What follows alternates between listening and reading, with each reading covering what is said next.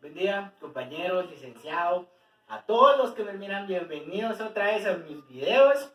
Ya me está gustando esto de hacer videos, entonces voy a subir más seguidos. Hoy les voy a hablar de algo muy importante. No es tanto como mis videos anteriores de lenguaje corporal, etcétera, sino que les voy a hablar algo del derecho constitucional, algo básico que nosotros debemos entender. Les voy a hablar sobre la teoría de la separación de poderes, es decir, organismo ejecutivo, legislativo y judicial, cómo este se fue dando a través del tiempo. Empecemos. La separación de poderes fue común a diversos de pensadores del siglo XVIII, enunciaron durante la Ilustración, como Alexander Hamilton, John Locke, Jean-Jacques Rousseau y Montesquieu, aunque con diferentes matices entre los autores y a partir de antecedentes en la Grecia clásica de Aristóteles y su obra política. Según la visión ilustrada del Estado, existen con la finalidad de proteger al hombre de otro hombre, es decir, reglas. El hombre, entonces, sacrifica una completa libertad por la seguridad de no ser afectado en sus derechos a la vida, la integridad, la libertad y la propiedad, es decir, lo económico. De este modo, como otorga legitimidad al poder público y a sus instituciones, es como se le da poder a cada uno de los estados.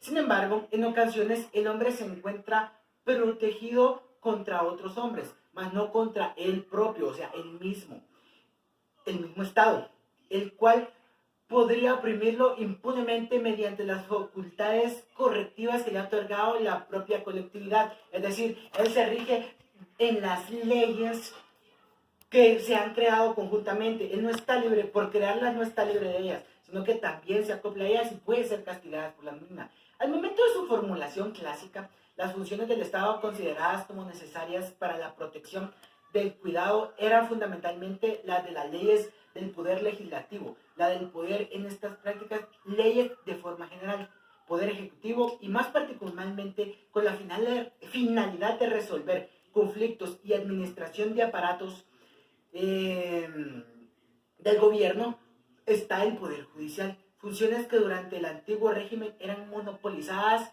en la sociedad por la monarquía absolutista, a la cual se le atribuía la práctica del despotismo. Bueno, les voy a empezar a hablar de cada uno de los órganos. Primero, el organismo legislativo. Lo podemos definir como el órgano colegiado de tipo ordinario y permanente de carácter representativo, cuya legitimidad deviene de la voluntad popular enunciada del medio, del voto en el sufragio universal, es decir, la propiedad, la colectividad lo escoge. Es integrado por un número de diputados señalados en la ley y con base en el sistema de asignación de escaños y curules que se establecen. Sus funciones pueden ser de carácter diverso, pero las tres más importantes son la función de creación, la función de modificación y la función de las leyes, de derogación de las leyes, el ejercicio de los controles interrogativos horizontales y el ejercicio de los controles interórganos verticales. Para esto podemos basarnos en la ley y podemos ver los artículos 165, 170 y 171 de la Constitución Política de Guatemala. Sus funciones: creación, reforma y derogatoria de la ley. Después, ejercicio de controles interórganos horizontales y verticales, es decir, el control que se tiene uno sobre otro y el mismo que se tienen entre ambos. Bueno, ya que vimos esto, les voy a hablar sobre el organismo ejecutivo. A este le corresponde la facultad de gobernar y administrar. Según pieza de este organismo, tiene tres actos de distinta naturaleza. Para aclarar, el organismo ejecutivo podemos decir que es el presidente. Bueno, primero, de gobierno. Estos conciernen al orden político, institucional y el funcionamiento de los organismos, como del Estado, de excepción o actos determinados que necesitan la aprobación del Congreso, como por ejemplo la renuncia de Valdetti. Es decir, ellos no están bajo sus propias leyes, ellos también se rigen bajo una colectividad. La renuncia de Valdetti fue eso, una colectividad que los hizo renunciar. Bueno, también están las facultades para gobernar y administrar. Implica tres actos de distinta naturaleza. Número 1, actos de gobiernos, los cuales conciernen al orden político, institucional y al funcionamiento de los órganos. Número 2, actos colegislativos, los que se refieren a la formación de leyes porque se posee iniciativa de ley y la facultad de sancionarlas, promulgarlas, publicarlas o vetarlas. Y número 3, actos administrativos, significa administrar la cosa pública, en este caso nuestro país. Colegislativos, son los conciertos a la formación de leyes, ya que posee iniciativa de ley y la facultad de sancionarlas, promulgarlas, publicarlas y vetarlas.